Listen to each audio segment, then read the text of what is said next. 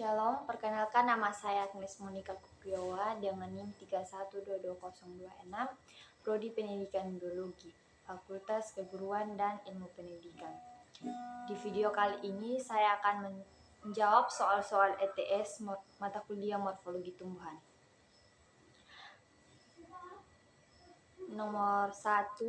Jawaban nomor 1 dari soal tentang sistem perakaran dan jenis akar tumbuhan beserta alasan.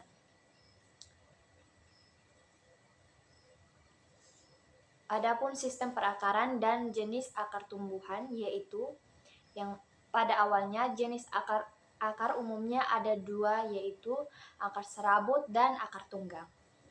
Tapi seiring perkembangan ilmu, pengetahuan dan teknologi, jenis dan sistem perakaran baru mulai ditemukan dengan berbagai keunikan masing-masing. Berikut penjelasan lebih lengkap tentang jenis akar, yaitu yang pertama, ada akar serabut. Jenis akar serabut memiliki bentuk seperti serabut, ukuran pangkal dan ukuran akar hampir sama besarnya. Pada bagian akar serabut, hanya terdapat rambut akar dan serabut akar. Contohnya, tumbuhan yang memiliki akar serabut adalah pohon kelapa, padi, pepaya, jagung, bawang, pohon pisang, tebu, salak, rumput teki, tanaman bambu, dan sebagainya. Yang kedua, ada akar tunggang.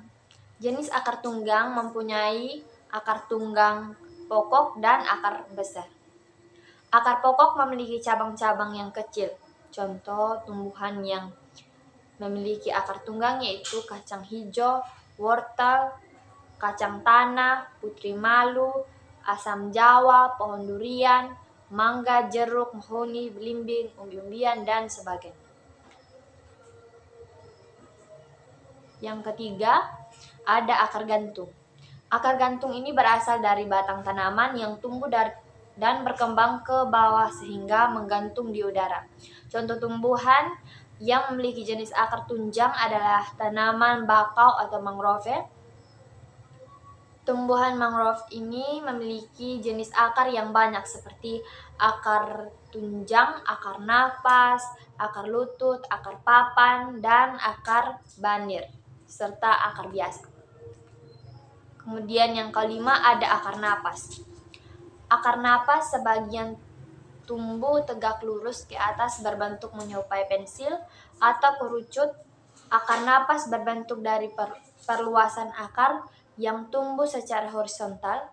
Contohnya, tanaman yang memiliki akar ini adalah pohon api-api yang termasuk pohon tanaman mangrove yang dapat dijumpai di kawasan pesisir. Kemudian yang keenam ada akar pelekat. Akar pelekat ini tumbuh di sepanjang batang tumbuhan yang berfungsi untuk menempel pada tembok atau tumbuhan lain. Akar pelekat terdapat pada tanaman yang tumbuh memanjat dan merambat. Contohnya tumbuhan yang memiliki akar pelekat adalah sirih dan lada. Kemudian yang terakhir ada akar semu. Akar semu merupakan suatu bagian atau organ atau jaringan yang terdapat pada tanaman, tetapi secara anatomi tidak dianggap sebagai akar meskipun berperan seperti akar. Kemudian jawaban yang kedua, adapun bentuk batang, jenis batang, arah tumbuh batang, dan percabangan, yaitu yang pertama, adapun macam-macam bentuk batang. Ada bulat atau bahasa Latinnya teres, bersegi atau bahasa Latinnya angularis, dan pipih. Kemudian ada jenis-jenis batang. Jenis-jenis batang ini terbagi menjadi 4, yaitu batang basah, batang berkayu, batang rumput, dan batang mendong. Kemudian ada arah tumbuh batang.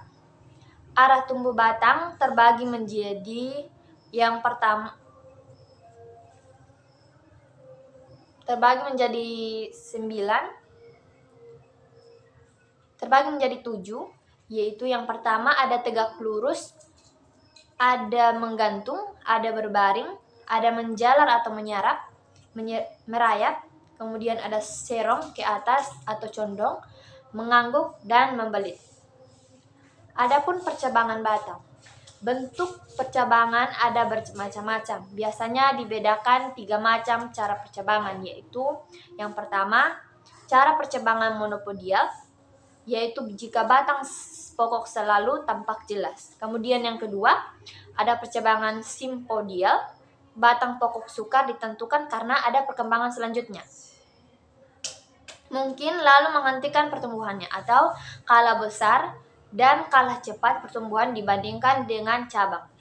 Kemudian yang terakhir ada percabangan menggarpu atau dikotom, yaitu cara percabangan yang batang setiap kali menjadi 2 cabang yang sama besarnya. Kemudian ada jawaban yang ketiga lagi.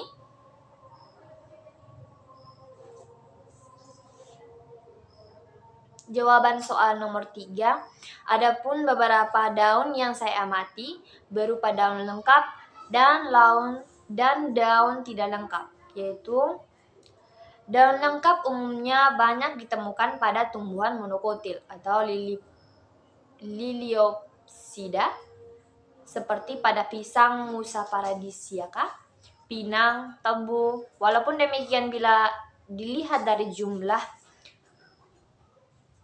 spesies tumbuhan yang memiliki daun lengkap, jumlahnya jauh lebih kecil dibandingkan dengan jenis lainnya. Sebagian besar tumbuhan kehilangan salah satu bagian daunnya seperti upi atau tangkai. Namun, paling banyak yang mengalami kehilangan upi, daun tersebut disebut dengan daun tidak lengkap. Daun tidak lengkap ditemukan pada terong, singkong, dan durian.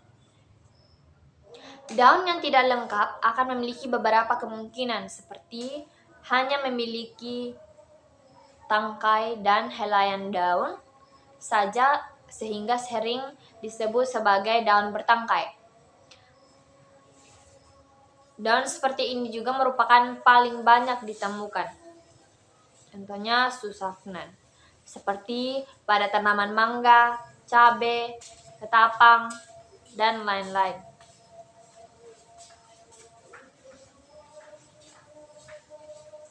Daun yang terdiri dari upi dan helaian saja sehingga disebut daun berupi atau daun berpelepah. Daun seperti ini banyak ditemukan di tanaman dari famili Poaceae atau rumput-rumputan. Dan teki-tekian sebagai contoh pada tanaman jagung, padi, tebu, rumput teki, sanggar. Hanya terdiri dari helaian saja tanpa upi atau tangkai. Setelah helaian, daun kelihatan seperti meluk batang.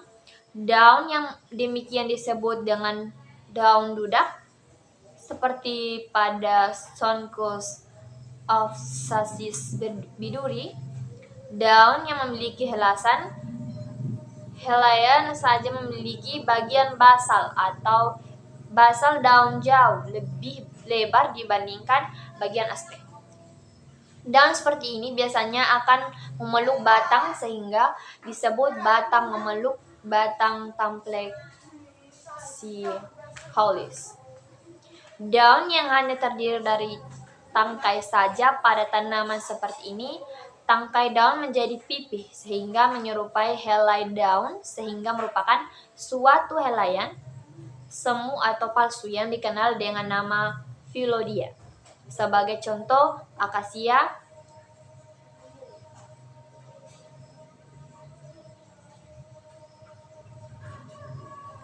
kemudian jawaban nomor 4, bangun dan bentuk daun.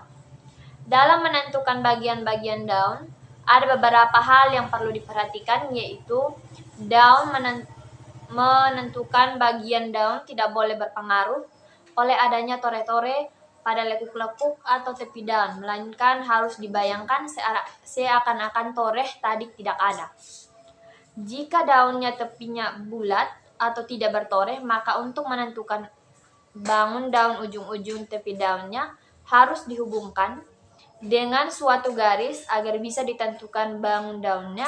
Contohnya pada daun jarak, daun pepaya, daun waluh, dan daun ubi kayu.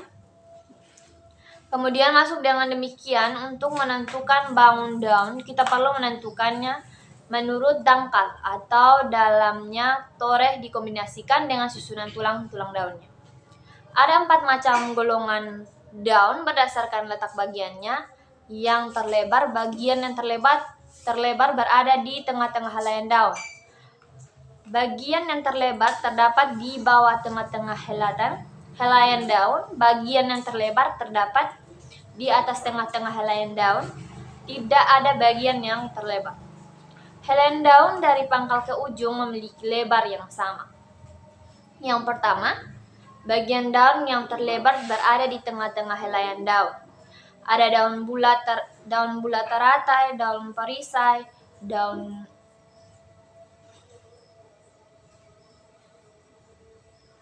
bangun jorong, memanjang, daun sirsak. Jika dibandingkan, perbandingan lebar sama dengan 2,5 kurang 3 banding 1. Dan yang terakhir ada bangun lancet. Kemudian yang kedua, bagian yang terlebar terdapat di tengah bawah helaian daun, bangun lancet, warna daun hijau atau coklat, keunguan terang sampai. Yang pertama ada pangkal daunnya tidak tertoreh. Ada bangun bulat telur, bangun segitiga. Bangun segitiga contohnya bangun bunga pukul 4. Bangun delta, dan bangun belah ketupat. Kemudian yang kedua ada pangkal sawan bertoreh atau berteluk. Yang pertama ada bangun jantung, bangun ginjal atau kerinjal, bangun anak panah, bangun tombak, dan bangun bertelinga.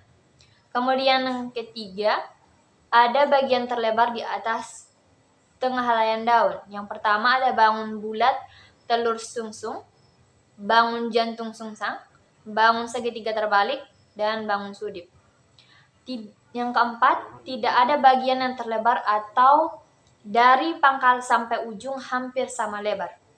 Ada bangun garis, bangun pita, bangun pedang, bangun paku atau dabus, dan bangun jarum. Kemudian ada jawaban nomor 5, variasi helai daun. Yang pertama ada ujung daun. Jika Anda mengamati jika kita mengamati bagian ujung daun, maka terlihat adanya bentuk ujung daun yang beraneka ragam. Ada yang ujungnya meruncing, tumpul, membulat, rompang, terbelah, dan berdiri. Ujung daun dikatakan runcing apabila kedua tepi daun bertemu di ujung membentuk sudut lancip kurang lebih dari 90 derajat. Ujung daun runcing dapat kita jumpai pada daun-daun yang berbentuk bulat, memanjang, lancet, segitiga, dan lain-lain. Ujung daun yang meruncing dan tepi daun membentuk sudut 90 derajat. Besarnya sudut 90 derajat. Tetapi memanjang. Apabila kedua tepi daun membentuk sudut tumpul, maka kurang dari 90 derajat. Maka ujung daunnya dikatakan tumpul. Ujung daun tumpul dijumpai pada daun yang berbentuk bulat, jorong, dan ginjal mempunyai ujung daun yang membulat. Daun dengan ujung daun yang membulat tidak membentuk sudut melainkan permukaan ujung daun seperti busur.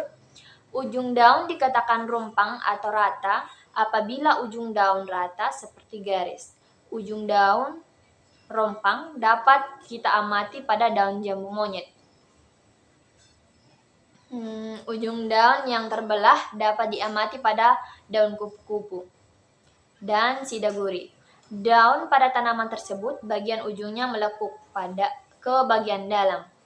Pada tanaman agave, ujung daunnya bulat runcing membentuk duri. Agar anak-anak tidak tertusuk oleh duri tersebut, seringkali ibu-ibu menutupi dengan cangkang telur. Daun yang berbentuk bulat, jorong, dan Ginjal mempunyai ujung daun yang membulat.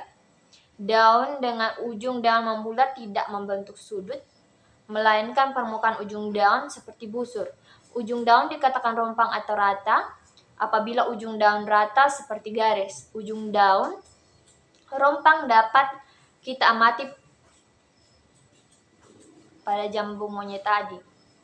Sehingga ujung daun yang terbelah kita amati pada kupu-kupu. Sidaguri. Daun pada tanaman tersebut bagian ujungnya melekuk ke bagian dalam. Kemudian yang kedua ada pangkal daun. Pangkal daun membentuk runcing-runcing, runcing-meruncing, tumpul, membulat, rompang, berlekuk, juga dapat dijumpai pada bagian pangkal daun. Pangkal daun runcing dapat dijumpai pada daun yang berbentuk memanjang, lancet, dan lain-lain. Pangkal daun yang meruncing dapat dijumpai pada daun yang berbentuk bulat, telur terbalik, dan daun sudip. Pangkal daun yang tumpul dapat dijumpai pada daun yang berbentuk bulat dan bentuk jorong. Pangkal daun yang membulat dapat dijumpai pada daun yang membentuk bulat, jorong, dan bulat telur. Pangkal daun yang rompang atau rata dapat dijumpai pada daun yang berbentuk segitiga dan bentuk tombak, sedangkan pangkal daun yang berlekuk dapat dijumpai pada daun yang berbentuk jantung, ginjal, dan anak panah. Kemudian yang ketiga ada susunan pertulangan daun. Tulang daun terdiri dari ikatan pembuluh yang disusun oleh xilem dan floem. Xilem berfungsi sebagai menjalur transportasi air dan garam-garaman yang berasal dari akar melalui batang menuju ke daun dan selanjutnya didistribusikan ke seluruh jaringan yang terdapat dalam mesofil pada helaian daun.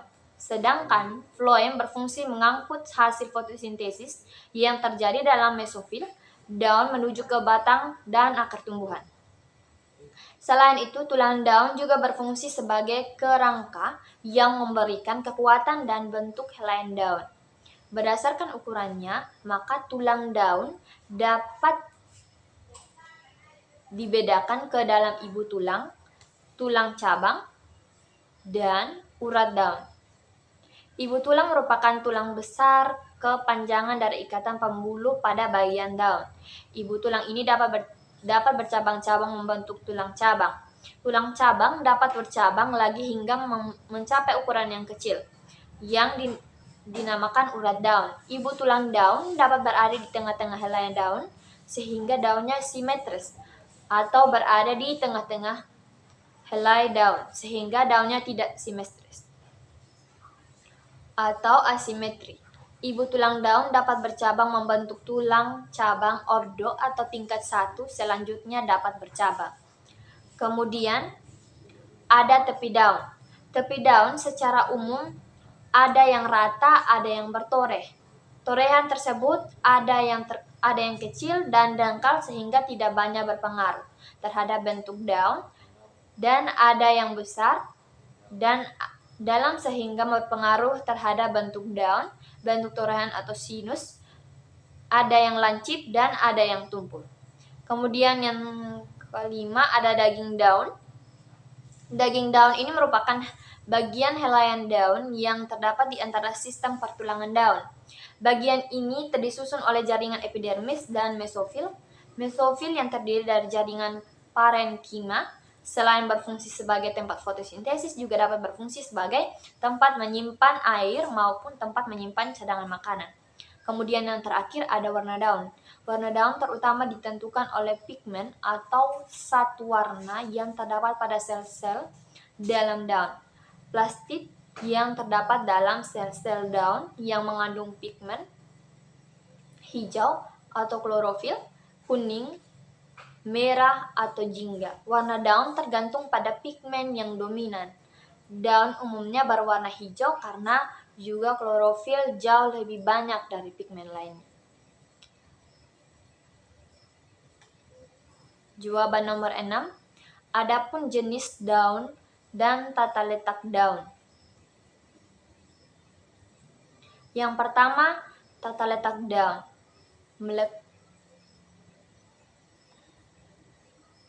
melekat pada bagian batang yang dinamakan buku-buku atau knot, sedangkan di antara dua buku-buku batang terdapat ruas internode. Pada tanaman bambu kita dengan mudah membedakan bagian ruas-ruas dan buku-buku batang karena bagian ruas bambu berongga sedangkan bagian buku-bukunya rapat. Pada tanaman lain, misalnya singkong, kita dapat mengenali bagian buku-buku batang karena bagian ini agak membengkak dibandingkan dengan bagian ruas. Jika kita perhatikan bagian buku-buku pada batang, terlihat adanya keragaman dalam jumlah daun yang melekat pada bagian buku tersebut.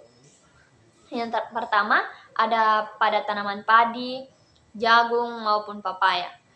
Tampak bahwa pada setiap buku-buku batang terdapat satu daun. Tata letak daun pada padi dan jagung disebut berseling atau bergantian. Sedangkan tata letak daun pada pepaya disebut tersebar. Kemudian yang kedua, pada tanaman manggis. Pada tanaman manggis dan tanaman bunga soka, terdapat dua daun yang berpasangan dalam setiap buku-bukunya. Tata letak daun pada manggis disebut berhadapan, sedangkan tata letak daun pada tanaman bunga soka disebut berhadapan bersilang.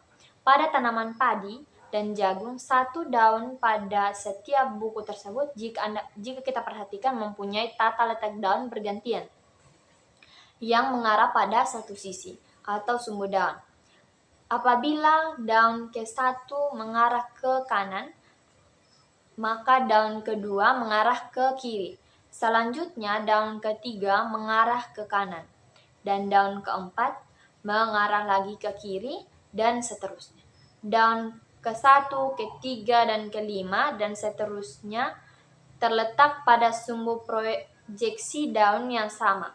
Ada sumbu 1 mengarah ke kanan, sedangkan daun ke-2, ke-4 dan ke-6 seterusnya terletak pada sumbu proyeksi lainnya. Sumbu kedua mengarah ke kiri.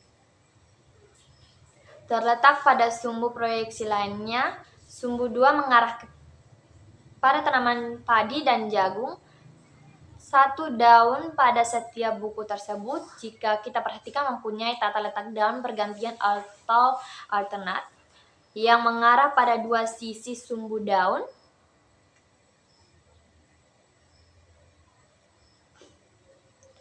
Apabila daun ke-1 mengarah ke kanan, maka daun ke-2 mengarah ke kiri. Selanjutnya, daun ke-3 mengarah ke kanan dan daun ke-4 mengarah ke kiri, dan seterusnya. Daun ke-1, ke-3, ke-5, dan seterusnya terletak pada proyeksi daun yang sama. Sumbu yang pertama mengarah ke kanan, sedangkan daun ke-2, ke-4, dan ke-6 seterusnya terletak pada sumbu proyeksi lainnya atau sumbu kedua mengarah ke kiri.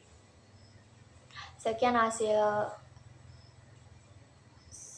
jawaban yang dapat saya sampaikan.